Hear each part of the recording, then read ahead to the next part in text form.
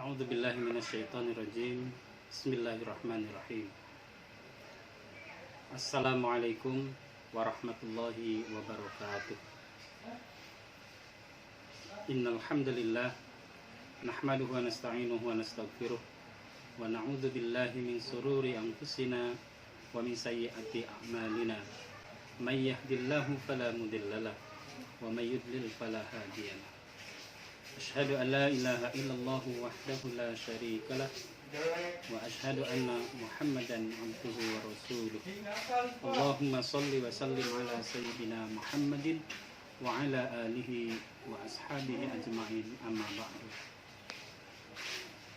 Ikhwati fillah rahimakumullah. Alhamdulillah, kita bersyukur kepada Allah Subhanahu wa taala atas limpahan karunia dan nikmat yang Allah berikan kepada kita, sehingga alhamdulillah pada saat ini kita bersama-sama kembali melakukan kegiatan kajian fikih yang insyaallah mudah-mudahan bermanfaat bagi kita semua. Salawat dan salam tidak lupa kita sampaikan ke hariban baginda kita habibana wa nabiyana Muhammad sallallahu alaihi wasallam, juga kepada keluarganya, para sahabatnya, dan juga segenap umatnya hingga akhir zaman. Para hadirin sekalian yang dirahmati oleh Allah, pada kesempatan yang berbahagia ini, kajian kita pada saat ini adalah temanya tentang hal-hal yang membatalkan puasa. Secara umum bahwa ibadah puasa itu adalah ibadah yang bisa dilakukan oleh setiap kaum muslimin. Tetapi harus diingat bahwa terkadang kita lalai sehingga kemudian kita ternyata melakukan hal-hal yang dapat membatalkan puasa. Oleh karena itu penting bagi kita untuk membahas hal yang berhubungan dengan membatalkan puasa. Hal-hal yang membatalkan puasa secara umum dibagi dua jenis. Yang pertama, hal-hal yang membatalkan puasa dan karenanya kemudian wajib untuk qadha atau membayar puasanya di hari yang lain. Di antara beberapa hal yang dapat membatalkan puasa adalah yang pertama, makan dan minum dengan sengaja. Jadi kalau makan dan minum secara sengaja, baik sedikit maupun banyak, maka itu akan membatalkan puasa. Berbeda dengan kalau makan dan minumnya tidak disengaja. Sebagaimana hadis yang diriwayatkan dari Abu Hurairah. An Abi Hurairah qala Rasulullah sallallahu alaihi wasallam qala man nasiya wa huwa shaimun fa akala aw syariba falyutimma saumahu fa inna ma at'amahu Allahu wa saqahu. Barang siapa yang lupa padahal ia berpuasa, lalu ia makan atau minum, hendaknya ia meneruskan puasanya karena ia diberi makan dan minum oleh Allah Subhanahu wa taala. Hadis riwayat jamaah. Jadi hadis ini menunjukkan bahwa orang yang makan dan minum tanpa disengaja itu tidak membatalkan puasa disebabkan karena kelupaan dan lain sebagainya. Kemudian yang kedua, yang dapat membatalkan puasa dan kemudian wajib untuk mengqadha adalah muntah dengan sengaja. Berdasarkan hadis Nabi dari Abu Hurairah juga, An Abi Hurairah qala Rasulullah sallallahu alaihi wasallam man dara'ahul qai'u falaysa alaihi qada'un man dara'ahu al qai'u falaysa alaihi qada'un wa man istaqa'a amdan falyaqdi. Rawahu Ahmad wa Abu Dawud wa Tirmizi wa Ibnu Majah wa Ibnu Hibban wa Dzarqutni wal Hakim. Barang siapa didesak muntah, ia tidak wajib mengqadha. Tetapi siapa yang menyengaja muntah, hendaklah ia mengqadha. Jadi misalnya ada orang hamil yang dia kuat berpuasa, kemudian dia puasa, tiba-tiba mual perutnya, ingin muntah, maka sampai kemudian dia muntah, itu tidak membatalkan puasa. Hadirin jamaah sekalian yang berbahagia, yang ketiga, hal yang dapat membatalkan puasa adalah haid dan nifas. Seorang wanita yang sedang berpuasa tiba-tiba kemudian keluar darah haidnya, walaupun hanya sesaat sebelum berbuka misalnya, Ya, misalnya 10 menit sebelum berbuka ketika dia mandi kemudian kelihatan keluar darah haidnya, ya, maka itu membatalkan puasa, termasuk juga nifas. Kemudian keempat, mengeluarkan mani atau sperma dengan sengaja, baik itu dilakukan karena mencium, ya, seorang suami mencium istrinya, atau seorang suami memeluk istrinya, ya, atau dengan cara masturbasi, ya, atau onani, ya, maka mengeluarkan mani atau sperma dengan sengaja itu membatalkan puasa. Tetapi kalau keluarnya maninya tidak disengaja, misalnya karena saat sedang tidur siang hari tiba-tiba kemudian mimpi sampai kemudian mengeluarkan maninya, maka itu tidak membatalkan puasa. Yang kelima, memasukkan bahan makanan, ya, atau apapun ke dalam perut melalui jalan biasa. Yang dimaksud dengan jalan biasa adalah melalui jalur yang akan menembus ke sistem pencernaan tubuh, misalnya dari mulut, dari hidung, dari dubur. Jadi walaupun bukan makanan, misalnya memasukkan obat melalui dubur, maka itu membatalkan puasa, ya. Orang yang menggunakan inhaler misalnya melalui hidung, itu juga membatalkan puasa, gitu ya. Nah, itu hal-hal yang membatalkan puasa. Kemudian yang keenam, meniatkan berbuka. Walaupun misalnya dia berpuasa di siang hari, kemudian dia meniatkan diri, saya mau buka puasa. Nah, padahal dia nggak makan dan minum, maka itu juga membatalkan puasa. Karena niat yang berubah, dia niat mau berbuka, itu menunjukkan bahwa sudah membatalkan rukun puasa, ya, karena niat itu merupakan salah satu dari rukun puasa. Jadi kalau niatnya berubah, ya, maka akan dapat membatalkan puasa. Yang keenam, yang ketujuh, mohon maaf, makan dan minum atau bersenggama karena menduga bahwa matahari telah terbenam atau fajar yang belum menyingsing, ya. Misalnya sore hari, gitu kan, kemudian ternyata suasana mendung sehingga dia menduga bahwa itu sudah maghrib. Akhirnya kemudian dia makan atau minum, gitu ya, sudah berbuka gitu. Ternyata setelah makan selesai atau sudah makan, tiba-tiba kemudian matahari keluar dari balik awan, gitu kan, sehingga kemudian terlihat ada matahari. Berarti itu menunjukkan bahwa belum terbenam. Maka yang demikian itu membatalkan puasa.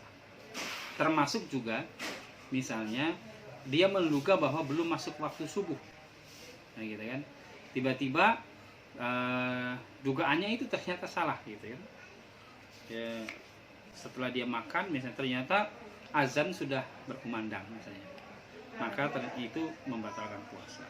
Sebagaimana hadis yang diriwayatkan oleh Abdul Razzaq, ya, hadatsana Ma'mar anil A'mash, ya, diriwayatkan dari Ma'mar dari A'mash, ya, an Zaidin bin Wahab, dari Zaid bin Wahab, qala, dia berkata, aftarun nasu fi zamani Umar ibn al-Khattab, ya, manusia berbuka ketika di zamannya Umar ibn al-Khattab. Fara'aitu musasan ukhrijat min baiti Hafsah fasharibu summa tala'atis syamsu min sahabin, ya. Pada masa Umar bin Khattab, orang-orang atau manusia banyak, para sahabat berbuka. Kemudian aku melihat ceret-ceret besar dikeluarkan dari rumah Hafsah, gitu, dan mereka sama-sama minum, ya. Fasharibu summa tala'atis syamsu, kemudian tampaklah matahari menyeruak, ya, min sahabin, dari awan, dari balik awan. Faka'anna dzalika syaqqa 'alan nas, ya. Dan rupanya hal itu terasa berat bagi orang-orang, para sahabat yang hadir pada saat itu. Faqalu, mereka berkata, naqdi hadzal yaum, naqdi hadzal yaum, ya, mereka berkata, kita qada puasa hari ini. Faqala Umar, kemudian berkata Umar, lima, Ya kenapa gitu? Wallahi ma tajafana li ismin. Ya. Demi Allah, kata Umar, sekali-kali bukan keinginan kita untuk berbuat dosa. Artinya dugaan tadinya merasa bahwa sudah masuk waktu maghrib, ternyata belum masuk waktu maghrib. Sehingga kemudian kata Umar, kita nggak sengaja makan ini, demi Allah kita tidak ingin berbuat dosa menyengaja. Hanya saja ternyata kemudian matahari belum terbenam, sehingga kemudian mereka termasuk Umar bin Khattab mengkodok puasa karena makan dan minum atas dugaan bahwa itu sudah masuk waktu maghrib.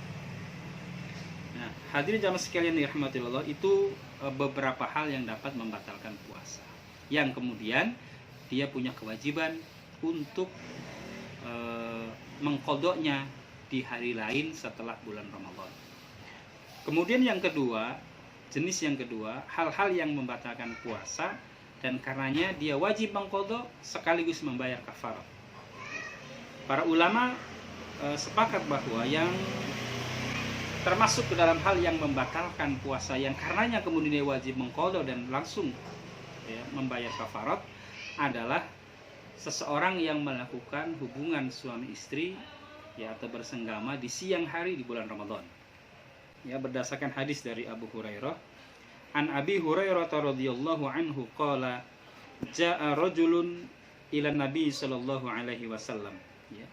Dari Abu Hurairah radhiyallahu anhu, dia berkata, telah datang kepada Rasulullah sallallahu alaihi wasallam, faqala, kemudian dia berkata, halaktu ya Rasulullah, aku celaka wahai Rasulullah. Qala wa ma ahlakaka, apakah yang mencelakakanmu itu? Qala, kemudian dia menjawab, waqa'tu ala imra'ati fi Ramadan, aku telah mendatangi istriku di bulan Ramadan di siang hari, maksudnya melakukan hubungan suami istri. Qala, kemudian Rasulullah bertanya, hal tajidu ma tu'tiku rokobatan, apakah kamu memiliki sesuatu untuk memerdekakan budak? Qala, laki-laki itu menjawab, la, tidak ada. Qala fahal tastati'u an tasuma syahraini mutatabi'aini. Kemudian Rasulullah bertanya lagi, sanggupkah engkau berpuasa 2 bulan terus menerus berturut-turut gitu ya? Qala la, dia menjawab tidak sanggup maksudnya. Qala, kemudian Rasulullah bertanya lagi, fahal tajidu ma tut'imu sittina miskinan, apakah engkau memiliki makanan untuk diberikan kepada 60 orang miskin? Kemudian dia menjawab, qala la, tidak sanggup atau tidak punya. Qala, kemudian dia berkata, summa jalasa, kemudian si laki-laki tadi terduduk lemas fa utiyan Nabi sallallahu alaihi wasallam bi araqin fihi tamrun. Kemudian Nabi Muhammad SAW membawa orang kepada Nabi 1 bakul besar berisi kurma. Berisi kurma.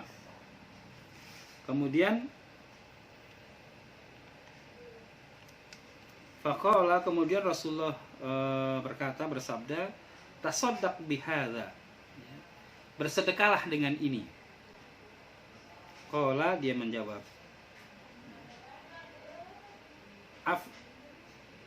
afqara minna fama baina la bataiha ahlu baitin ahwaju ilaihi minna. Kata si laki-laki tadi, apakah ada di daerah yang terletak di antara tanah yang berbatu-batu hitam itu ada satu keluarga yang lebih membutuhkan daripada kami? Maksudnya si laki-laki ini mengatakan bahwa dia adalah termasuk orang yang paling miskin di daerahnya, sehingga dia bertanya kepada Nabi, apakah ada keluarga yang lebih miskin dari kami gitu. Jadi artinya dia disuruh bersedekah, tapi kemudian ternyata dia termasuk orang yang paling miskin di tempat itu. Fadhahikan Nabi sallallahu alaihi wasallam. Maka dengan jawaban si laki-laki tadi, kemudian Rasulullah kemudian tertawa terbahak-bahak sampai gigi gerahamnya terlihat, gitu kan. Kemudian hatta badat aniyabuhu, ya, sehingga kata hadis ini Rasulullah mengatakan bahwa giginya sampai terlihat, gitu ya. Summa qala, kemudian Rasulullah bersabda, idhab fa'at'imhu ahlaka, kata Rasulullah. Ya sudah, kalau gitu pergilah, berilah makan untuk keluargamu dengan ini. Nah, hadirin sekalian yang dirahmati oleh Allah, hadis ini menunjukkan kepada kita bahwa ketika seseorang melakukan hubungan suami istri di siang hari di bulan Ramadan, maka dia berkewajiban selain mengqadha puasa yang dia batalnya, dan dia juga berkewajiban untuk mendapatkan kafarat. Dan kafaratnya ada 3 alternatif. Yang pertama tadi, memerdekakan budak, tapi ternyata sekarang sistem perbudakan sudah tidak ada, sehingga hanya 2 alternatif. Yang pertama, puasa, ya, 2 bulan berturut-turut, tidak boleh diseling. Kalau sudah 1 bulan 29 hari misalnya, tinggal 1 hari lagi batal, maka harus diulang dari awal. Nah, itulah kafarat bagi orang yang melakukan hubungan suami istri di siang hari. Kalau tidak sanggup, maka alternatif yang kedua yaitu memberi makan 60 orang miskin. Nah, gitu ya.